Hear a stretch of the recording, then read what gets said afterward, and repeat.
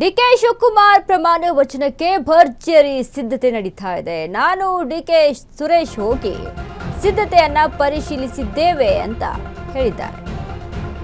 DK Shivakumar ಪ್ರಮಾಣ ವಚನಕ್ಕೆ ಭರ್ಜರಿ ಸಿದ್ಧತೆ. ನಾನು ಡಿಕೆ ಸುರೇಶ್ ಹೋಗಿ ಸಿದ್ಧತೆಯನ್ನ ಪರಿಶೀಲಿಸಿದ್ದೇವೆ.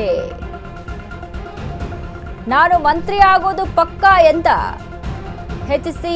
ಬಾಲಕೃಷ್ಣ.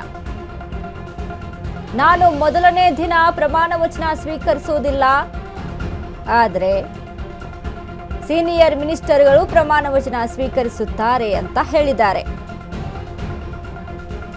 10 ರಿಂದ 11 ಜನ ಪ್ರಮಾಣ ವಚನ ಸ್ವೀಕರಿಸಬಹುದು. ಸಂಪುಟ ಹೇಗಿರುತ್ತೆ?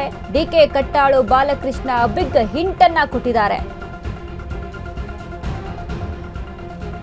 ಡಿಕೆ ಶಿವಕುಮಾರ್ ಪ್ರಮಾಣ ವಚನಕ್ಕೆ ಭರ್ಜರಿ ಸಿದ್ಧತೆ ಆಗ್ತಾ ಇದೆ. ಈ ಬಗ್ಗೆ ಎಚ್.ಸಿ. ಬಾಲಕೃಷ್ಣ ಹೇಳಿಕೆಯನ್ನ ಕೊಟ್ಟಿದ್ದಾರೆ. ನಾನು ಡಿಕೆ ಸುರೇಶ್ ಹೋಗಿ ಇದರ ಪರಿಶೀಲನೆ ಮಾಡಿದ್ದೇವೆ ಅಂತ ಹೇಳಿದ್ದಾರೆ.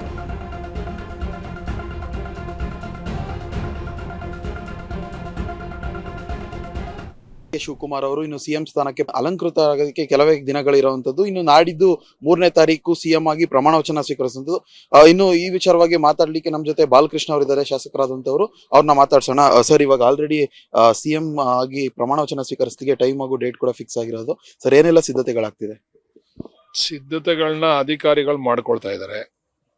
ಆ ಸಿದ್ಧತೆಯನ್ನ ಸುಮ್ಮನೆ ನಾವು ವೀಕ್ಷಣೆ ಮಾಡ್ಲಿಕ್ಕೆ ಡಿಕೆ ಸುರೇಶ್ ಅವ್ರ ಜೊತೆ ಹೋಗಿದ್ದು. ಸಿದ್ಧತೆ ಬರದ ರೀತಿಯಲ್ಲಿ ತಯಾರಾಗ್ತಾ ಇದೆ. ಬಹಳ ಚೆನ್ನಾಗಿ ಆಗ್ತದೆ ಅಂತಕ್ಕಂಥ ಆತ್ಮವಿಶ್ವಾಸ ಇದೆ. ಸರ್, ಇನ್ನು ನೀವು ಕೂಡ ಸಚಿವಾಕಾಂಕ್ಷಿ ಆಗಿದ್ದವರು. ಇನ್ನು ಮೊದಲನೇ ದಿನ ನೀವೇನಾದ್ರೂ ಪ್ರಮಾಣ ವಚನ ಸ್ವೀಕರಿಸ್ತೀರಾ ಸರ್? ಇಲ್ಲ, ಸೀನಿಯರ್ ಮಿನಿಸ್ಟರ್ಸ್ಗಳು ತೆಗೆದುಕೊಳ್ತಾರೆ. 10-11 ಜನ ತಗೋಬಹುದು. ನಂತರ 2ನೇ ಕಂತಲ್ಲಿ ಆಗ್ಬೋದು ಅಂತಕ್ಕಂಥ ಆತ್ಮವಿಶ್ವಾಸ ಇದೆ. ಸರ್, ಇನ್ನು ಜಮೀರ್ ಅಹಮದ್ ಅವರ ವಿಡಿಯೋ ಇವತ್ತು ಆಡಿಯೋ ಏನಿದೆ ಅದು ವೈರಲ್ ಆಗಿರುವಂತದ್ದು.